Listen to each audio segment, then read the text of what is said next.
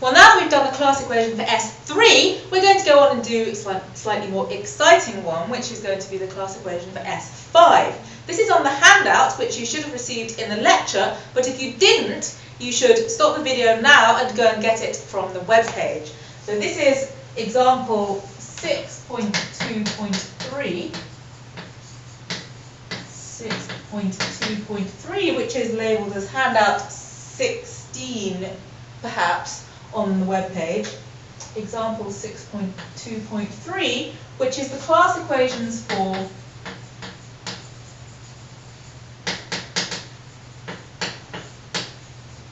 S5 and A5. So the first thing that we always need to do when we're doing permutation groups, the class equations, is write down all the possible cycle types, right? Then we can write down how many elements there are of each cycle type, and that will tell us what the class equation is.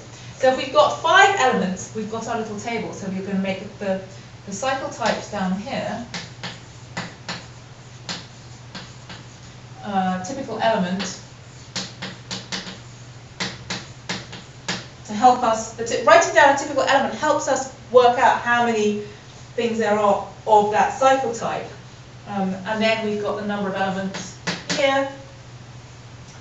Okay, so we can have a 5 cycle. So a typical element is 1, 2, 3, 4, 5, a cycle with 5 things in it. Then we can have 4, 1, so a typical cycle is 1, 2, 3, 4. And then we can have 3, 2. I'm just wondering if I should move those over a bit so I have more space. Oh, never mind. Which has a typical element 1, 2, 3, 4, 5. Then we could split this 2 up into 2 separate ones. It's a good idea to, when you're writing down cycle types, it's a good idea to do it systematically, right? So that you start with the largest number you can have, then the next largest number, which is 4, then the next largest number, which is 3, and then, given that you've got 2 elements left, start with the biggest number you can have next, which is 2, and then the next biggest, which is 1, 1. So a typical element of this type is 1, 2, 3. Then we've got 2. Now, the next biggest number we can have isn't 3, because 2, 3 is the same as 3, 2. So the next biggest we can have is 2, 2, 1. So a typical element here is 1, 2, 3, 4. And then the next biggest thing we can have is a whole load of 1s. And a typical element of that type is 1, 2. And then finally there's always 1, 1, 1, 1, 1. Typo on the sheet, it only had 4 1s on the sheet, and there should have been 5. And that's, of course, the identity. So, how many elements are there? I haven't left a lot of room to do my working, but let's look at the first one. So this is, of course, 5 factorial, because you've got 5 choices, and then 4 choices, and then 3 choices, and then 2 choices, and then 1 choice. But we've now overcounted by a factor of 5, because each of these you could start with the 2 and go 2, 3, 4, 5, 1, and that would be the same permutation. Or you could go 3, 4, 5, 1, 2, and so on. So we have to divide by 5 again. So that comes out to, in fact, 4 factorial, which is 24. So the next one, I really haven't left enough room, which is going to have to be, so we've got 5 choices, and then 4 choices, and then 3 choices, and then 2 choices. 5 choices, and then 4 choices, and then 3 choices, and then 2 choices. And now we've overcounted by a factor of 4, so we've got to divide out by 4. So we get 5 times 3 times 2, which is indeed 30. I'll try and write these more in a column over here. So then we've got, for this one, we've got 5 choices, and then 4 choices, and then 3 choices. But for that 3 cycle, we've overcounted by a factor of 3. And then we've got 2 choices and 1 choice. and we've overcounted by a factor of 2. Okay, so these cancel out and we get 20. Now, the next one is essentially the same. I think I might have to move everything down a little bit.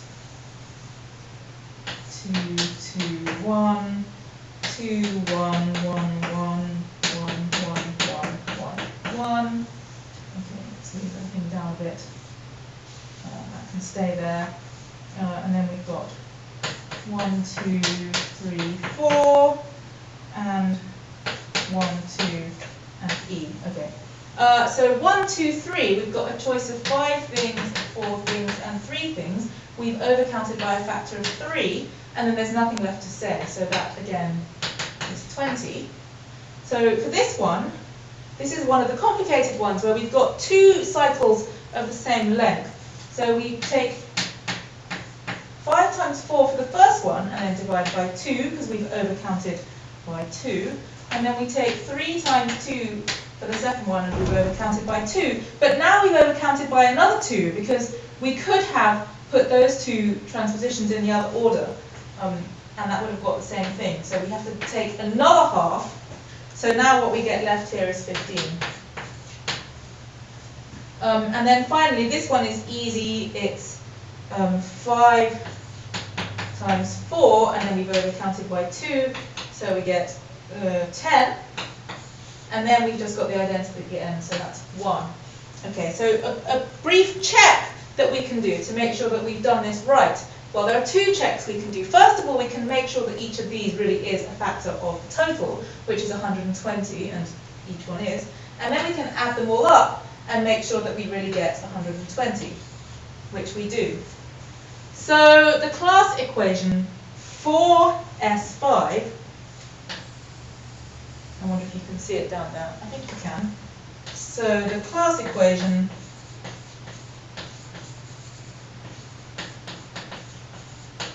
is, we write them out in order, 1 plus 10 plus 15 plus 20 plus 20 plus 30, apparently I didn't write them out in order, plus 24, it's not a disaster, equals 120. So now what you should do is you should take a minute to check which of these cycles is odd and which of these cycles is even, so that we can see if we can work out the class equation for A5. So I've helpfully written out for you on this sheet the decomposition of each of these cycles as a product of transpositions, so that you can just count transpositions and work out whether they're odd or even. And while you're doing that, I will just clear this board up a little bit.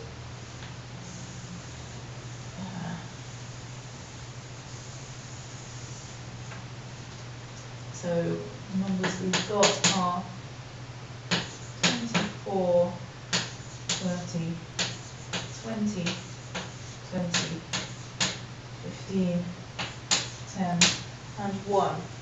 Okay, so let's have a look. Odd, even. The first one's got 4 transpositions, so it's even. The second one's got 3 transpositions, so it's odd. The third one's got 3, so it's odd. The fourth one's got 2, so it's even. The next one's got 2, so it's also even. The one that's just got 1 transposition is clearly odd, and the identity is always even. Okay, so let's just make sure that this adds up. So we've got 30 plus 20 is 50, plus 10 is 60, so the rest of them has to be 60. So let's just make sure that's a bit more legible. So then you might ask yourself, does that give us the class equation? Oh, nearly running out of time. Does that give us the class equation for A5? So, can you write down these sizes and tell me if that gives you the class equation for A5?